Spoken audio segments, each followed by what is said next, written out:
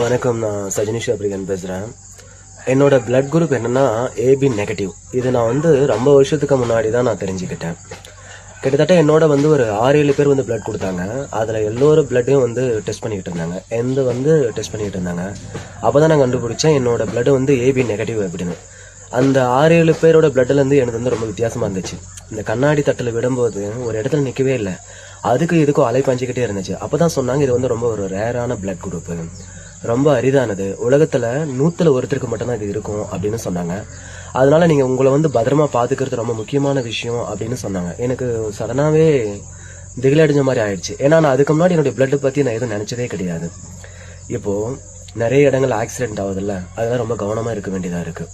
இப்போ வண்டியை டிரைவ் பண்ணால் கூட ரொம்ப பக்குவமாக இருக்க வேண்டியதாக இருக்குது. ஏதாவது ரோடை கிராஸ் பண்ணாலுமே கூட ரொம்ப பார்த்து கவனமாக போக வேண்டியதாக இருக்குது. ஏன்னா என்னோடய பிளட் குரூப் யாருக்கும் கிடைக்கிறதில்ல, எனக்கே கிடைக்காது. அது ஏதாவது அசம்பாவிதமாக ஏதாவது ஆயிடுச்சுன்னா. அதனால ஏபி நெகட்டிவ்ன்றதுனால ரொம்ப பயம்தான். எனக்கு நிறைய காரணங்களால் பயந்து போயிருக்கேன்.